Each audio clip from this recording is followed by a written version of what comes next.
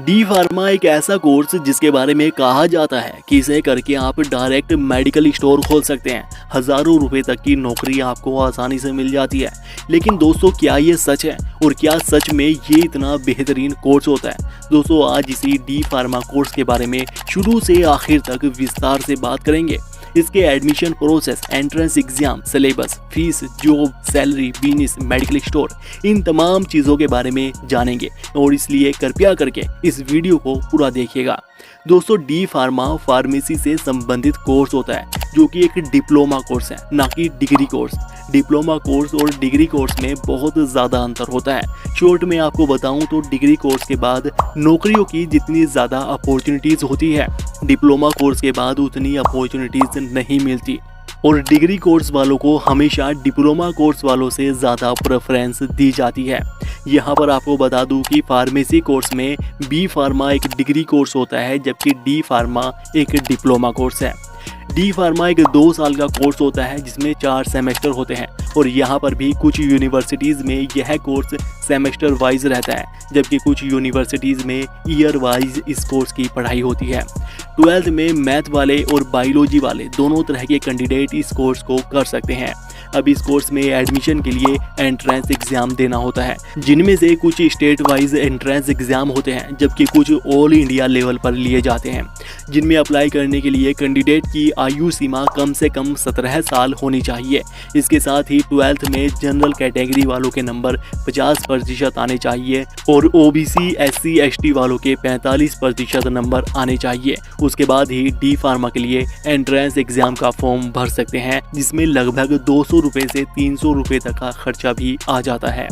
अब इसके लिए अलग अलग राज्यों में अलग अलग नाम से एंट्रेंस एग्ज़ाम लिए जाते हैं, जिसमें उत्तर प्रदेश में UPSEE नाम से एंट्रेंस एग्ज़ाम लिया जाता है, उत्तराखंड में UKSEE, राजस्थान में RUHS, छत्तीसगढ़ में CGPPHT, पंजाब में PMET और इसके अलावा ऑल इंडिया लेवल पर CUET, JEE, CUP, CPMT, PMET, GPAT, AU, AIMEE, JEE pharmacy, इस तरह के अलग अलग एंट्रेंस एग्ज़ाम लिए जाते हैं। इसके अलावा कुछ प्राइवेट यूनिवर्सिटीज़ ऐसी भी होती हैं जो अपने लिए अलग से एंट्रेंस एग्ज़ाम कंडक्ट करती हैं। लेकिन अब आप में से ज़्यादातर को ये नहीं पता होगा कि आपके राज्य में डी फार्मा के लिए कौन सा एंट्रेंस एग्ज़ाम लिया जाता है। तो इसके लिए आप अपने राज्य का नाम लिखकर हमें नीचे कमेंट कीजिए, हम आपको कमेंट का रिप्लाई करके बता देंगे। बाकी इसके एंट्रेंस एग्ज़ाम में मैथमेटिक्स, केमिस्ट्री, फिजिक्स, बायोलॉजी, इन विषयों से प्रश्न पूछे जाते हैं, जिनमें पास होने के लिए कम से कम 45% नंबर तो लाने ही होते हैं। बाकी मेरिट लिस्ट के हिसाब से अलग अलग सरकारी या प्राइवेट कॉलेज मिल जाता है। और आपको बता दें कि इन एंट्रेंस एग्ज़ाम के अलावा कुछ प्राइवेट कॉलेज ऐसे भी होते हैं जिनमें आपको डायरेक्ट एडमिशन मिल जाता है। वहाँ पर कोई एंट्रेंस एग्ज़ाम देने की ज़रूरत नहीं होती और ना ही 12th के नंबर मैटर करते हैं। लेकिन यहाँ पर दोस्तों, अगर आप एंट्रेंस एग्ज़ाम क्लियर करके सरकारी कॉलेज ले लेते हैं तो आपकी फ़ीस बहुत कम रह जाती है। टोटल कोर्स की फ़ीस 25,000 से 30,000 रुपये तक ही पड़ती है, लेकिन वहीं पर प्राइवेट कॉलेज में इस कोर्स की फ़ीस 70,000 से 1.5 लाख रुपये तक भी जा सकती है। तो दोस्तों, इस तरह से आप डी फार्मा में एडमिशन ले सकते हैं। और अब जानते हैं कि डी फार्मा कोर्स में आपको क्या सिखाया जाएगा और कौन कौन से विषय आपको इस कोर्स में पढ़ने पड़ेंगे। तो इसमें आपको मानव शरीर के बारे में, शरीर के अलग अलग अंगों के बारे में पढ़ाया जाएगा, बीमारियों और शरीर के अंदर दवाइयाँ किस तरह से काम करती है, ये शरीर को कैसे प्रभावित करती है, इस तरह की चीज़ों के बारे में विस्तार से पढ़ने को मिलेगा। इसके अलावा अलग अलग तरह की दवाइयों जैसे टैबलेट, कैप्सूल, सिरप, मलहम, इनके बारे में और ये कैसे तैयार किए जाते हैं, कौन कौन से इसमें ड्रग्स इस्तेमाल किए जाते हैं, इस तरह की सभी चीज़ों के बारे में आपको थ्योरी और प्रैक्टिकल के माध्यम से सीखने को मिलेगा। और इस कोर्स में आपको pharmaceutics, biochemistry, clinical pathology, pharmaceuticals chemistry, human anatomy, physiology, pharmacognosy, health education and community pharmacy, इस तरह के सब्जेक्ट आपको इस कोर्स में पढ़ने पड़ेंगे। और आपको ये पता ही है कि ये कोर्स कुछ यूनिवर्सिटीज़ में तो सेमेस्टर वाइज रहता है, लेकिन कुछ जगह पर ईयर वाइज भी इस कोर्स की पढ़ाई रहती है। तो बाकी स्क्रीन पर आपको दिखाई दे रहा होगा, ये सभी टॉपिक आपको इस कोर्स में कवर कराए जाएंगे। तो दोस्तों इस तरह से 2 साल में आप डी फार्मा कोर्स को कंप्लीट कर पाएंगे। अब इसके बाद दोस्तों रजिस्टर्ड लाइसेंस लेने के लिए सरकार ने 2 नियम लागू कर दिए हैं, जिनमें से एक तो डी फार्मा के बाद एग्जिट एग्जाम क्लियर करना पड़ेगा और दूसरा कम से कम 3 महीने की गवर्नमेंट CHC से या गवर्नमेंट हॉस्पिटल से फार्मेसी का एक्सपीरियंस लेना पड़ेगा, तभी आप रजिस्टर्ड लाइसेंस के लिए अप्लाई कर पाएंगे। अब ये एग्जिट एग्जाम क्या होता है इसके बारे में जान लीजिए। दोस्तों देखो, डी फार्मा कंप्लीट करने के बाद यह एग्जिट एग्जाम आपको देना जरूरी होगा।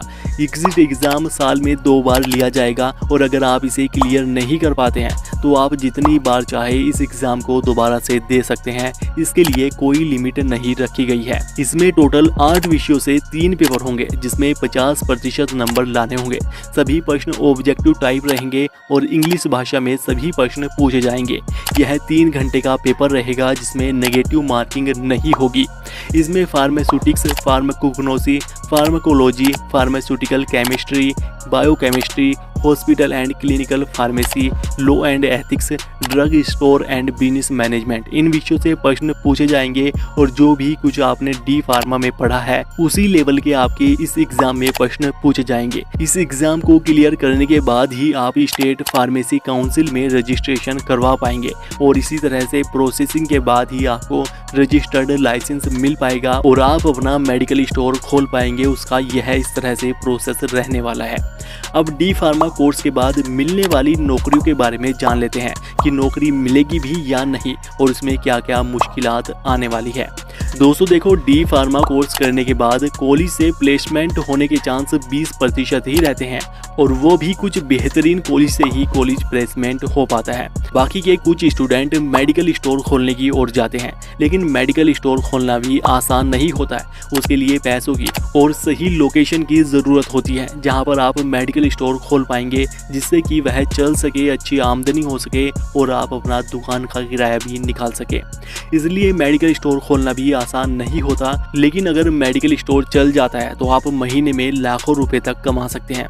इसके बाद इसमें अगली नौकरी आती है कि आप किसी के मेडिकल स्टोर पर या डॉक्टर के यहाँ पर रहकर नौकरी कर सकते हैं, जहाँ पर देखो शुरुआत में आपको 10,000 से 20,000 रुपए तक का ही वेतन मिल पाएगा। इससे अगला ऑप्शन है दवाइयों की कंपनी में आप नौकरी कर सकते हैं, लेकिन वहाँ पर भी कंपटीशन बहुत ज़्यादा रहता है।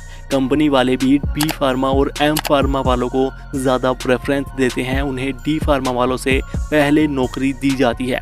उसके बाद भी अगर डी फार्मा वालों को नौकरी मिल जाती है तो शुरुआत में मुश्किल से 20,000 रुपए तक ही वेतन मिल पाता है। लेकिन हाँ, एक्सपीरियंस बढ़ने पर, नॉलेज बढ़ने पर और काम को देखते हुए डी फार्मा वालों को भी कुछ समय के बाद अच्छा खासा 30,000 से 35,000 रुपए तक का वेतन मिलने लगता है, लेकिन इसमें समय लगता है। इसके साथ ही दवाइयों की मार्केटिंग का काम भी आप कर सकते हैं, जिसमें मेडिकल स्टोर पर या डॉक्टर के यहाँ पर जाकर दवाइयों के बारे में बताना होता है, दवाइयाँ बेचनी होती है। लेकिन इस काम के लिए अंग्रेजी भाषा थोड़ी बहुत अच्छी बोलनी आनी चाहिए। इसलिए दोस्तों एक बड़ी बात कहूँगा, डी फार्मा करते समय ज़्यादा बड़ी ख्वाहिशें मत रखिएगा। सबसे पहले अपनी पढ़ाई पर और इस फील्ड में अपनी नॉलेज बढ़ाने पर ध्यान दीजिएगा। हो सके तो डी फार्मा के साथ साथ पार्ट टाइम में भले ही फ्री में करनी पड़े मेडिकल स्टोर पर काम करने लग जाइएगा, जिससे आपको दवाइयों के बारे में ज़्यादा नॉलेज मिल सके। और साथ ही फार्मा फील्ड में नौकरी कर रहे लड़कों के कांटेक्ट में रहिएगा, जिससे कि बाद में कंपनी में नौकरी मिलने में आपको आसानी रहेगी। बाकी आप कौन सा कोर्स कर रहे हैं या करने वाले हैं दोस्तों, उसके बारे में हमें नीचे कमेंट करके ज़रूर बताइएगा, जिससे कि हम अगली वीडियो आपके लिए आपके कोर्स से संबंधित बना सके। और इस वीडियो को अपने उन दोस्तों में ज़रूर शेयर कीजिएगा जो या तो डी फार्मा कर रहे हैं या करने के बारे में सोच रहे हैं, जिससे कि उनका भी फ़ायदा हो सके। बाकी वीडियो को लाइक कीजिएगा, शेयर कीजिएगा और ऐसे ही और वीडियोज़ के लिए चैनल को सब्सक्राइब करके बेल आइकन ज़रूर दबा लीजिएगा। धन्यवाद।